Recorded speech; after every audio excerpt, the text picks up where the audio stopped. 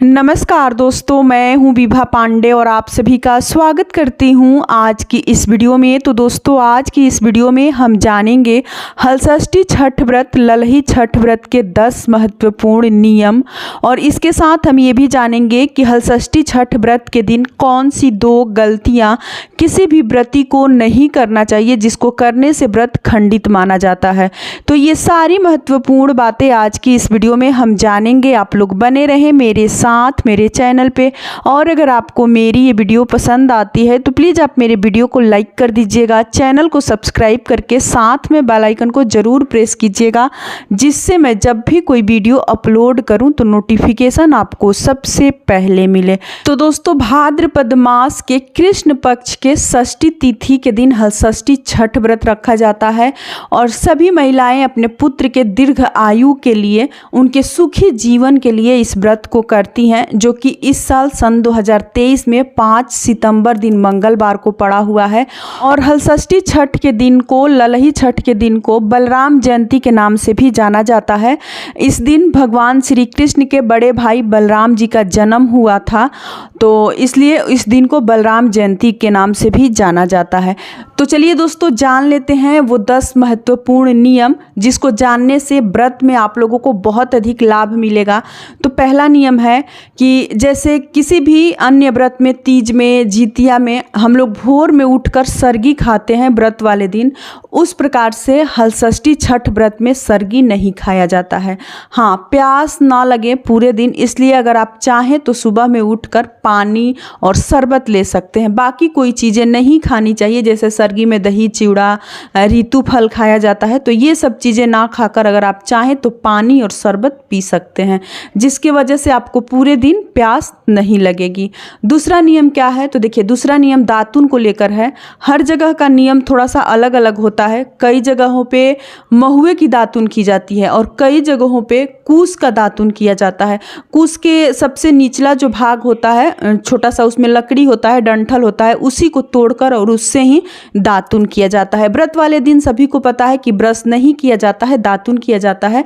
तो इसमें कहीं कहीं महुए का दातुन किया जाता है और कहीं कहीं कूस का दातुन किया जाता है, कूसा का। तो आप लोग पता कर लीजिएगा अपने घर का नियम भी एक बार, कि किस नियमानुसार इस व्रत को आपके घर किया जाता है। तो इन दोनों बातों पे आप लोग विशेष ध्यान रखिएगा। और आगे जो नियम जानेंगे, सभी नियम बहुत महत्वपूर्ण है, क्योंकि पूजा से जुड़ी हुई सभी नियम हैं।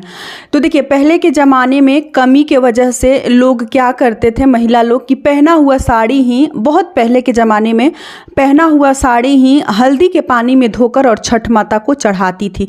क्योंकि सभी को पता है कि पहले के ज़माने में बहुत अधिक कमी था, कुछ मिलता नहीं था, इस वजह से पहना हुआ साड़ी ही हल्दी के पानी में धोकर हलषष्ठी छठ माता को चढ़ाती थी।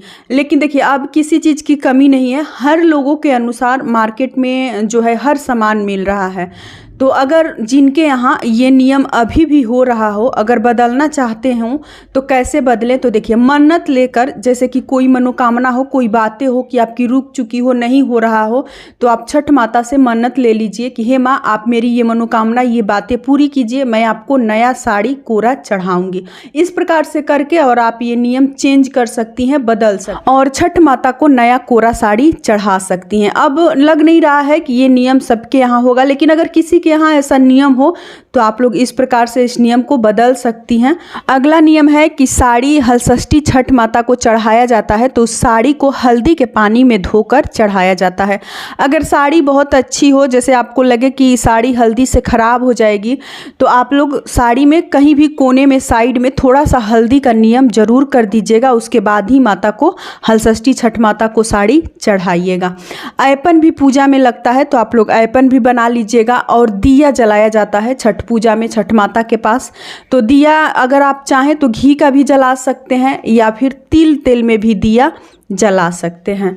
देखिए, ये पूजा अपने घर में किया जाता है, जैसे आंगन में, छत पे। जिनके यहाँ छठ तालाब बनता है वो लोग छठ तालाब बनाकर, और जिनके यहाँ गमले में या किसी पात्र में, जैसे कि महुए की डंडी, कूसा प्रास को लगाकर पूजा किया जाता है।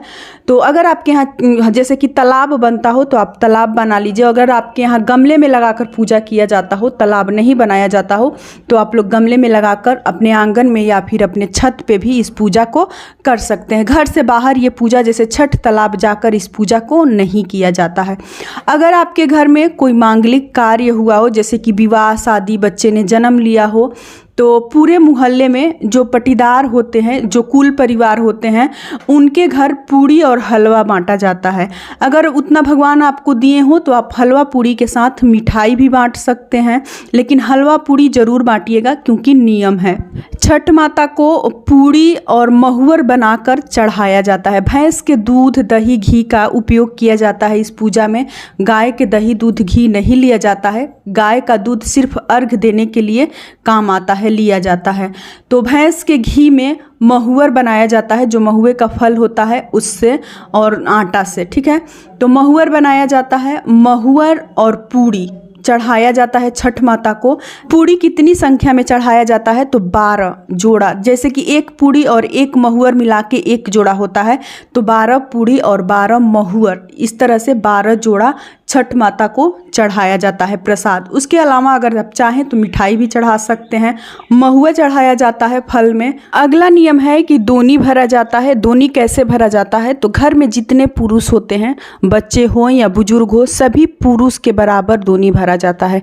एक पुरुष पे 12 दोनी भरा जाता है। जैसे कि महुए के पत्ते से कटोरी बनाया जाता है, खरदोवन जिसे बोलते हैं, और उसमें भैंस के दही डाला जाता है। उसमें स्पून से, चम्मच से आप लोग भैंस का दही डालिएगा।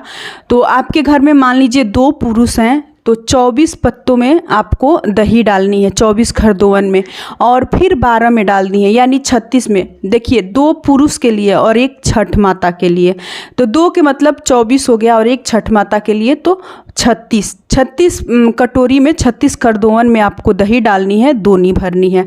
तो इस प्रकार से आपको दोनी भरनी है। दोनी का भरा हुआ जो दही होगा, प्रसाद होगा, वो घर के पुरुष लोग ही खाते हैं, ना ही लड़कियां खाएंगी और ना ही महिला लोग खा सकती हैं। व्रती लोग भी नहीं खाती हैं। पुरुष होते हैं घर के, वही लोग ये प्रसाद खाते हैं। छठ माता को साड़ी चढ़ाया जाता है, तो उनका खोइच भी भरा जाता है। जैसे आंचल में 2 पूड़ी रखकर और उनका खोइच भरा जाता है। सिंदूरे से उनको सिंदूर लगाया जाता है, और उस दिन आप लोग अपने मांग में भी सिंदूरे से सिंदूर लगाइएगा। अर्घ्य की बात करें तो देखिए बहुत सारे लोग ढलते हुए सूर्य को, डूबते हुए सूर्य को अर्घ्य देते हैं, यानी संध्या के समय। बहुत सारे लोग शाम में पूजा कर लेते हैं छठ माता की, और रात में चंद्र उदय होने पे चंद्रदेव को अर्घ्य देते हैं। तो अर्घ्य देने का भी 2 नियम है। कहीं कहीं ढलते हुए सूर्य को शाम के समय ही अर्घ्य दिया जाता है, और कहीं कहीं उगते हुए चंद्रदेव को, चंद्र उदय होने पे चंद्रदेव को अर्घ्य दिया जाता है रात में। पूजा संपन्न होने के बाद कई लोग होते हैं जो कि रात के समय ही टीना का चावल, जो फलहारी चावल आता है, और अरबी का साग बनाकर खा लेते हैं। बहुत सारे लोग हैं जो कि भैंस के दही या दूध पीकर रह जाते हैं, लेकिन उस दिन चीनी और गुड़ नहीं खाया जाता है। अगर खाने की इच्छा हो तो आप लोग टीने का फलहारी चावल जो होता है वो खा सकते हैं, अरबी का साग खा सकते हैं, या फिर भैंस के दही दूध खा सकते हैं। इसके अलावा आपको कोई और चीज़ें उस दिन रात में नहीं खानी है। या फिर अगर आपसे रहा जाता हो, आपके घर का नियम हो, तो आप लोग पूरे 24 घंटे निर्जला निराहार व्रत रखिए, और सुबह में आप लोग व्रत का पारण कीजिए। तो इस प्रकार से आपको हलषष्ठी छठ व्रत करनी है। और कल हलषष्ठी छठ व्रत है, तो कल मैं अपने चैनल पे हलषष्ठी छठ व्रत का गीत सोहर भी डालूंगी और कथा भी डालूंगी। अगर आप लोगों का इच्छा हो तो आप लोग मेरे चैनल पे एक बार चेकआउट जरूर कीजिएगा और ज़रूर सुनिएगा। अपना प्यार दुलार ज़रूर दीजिएगा।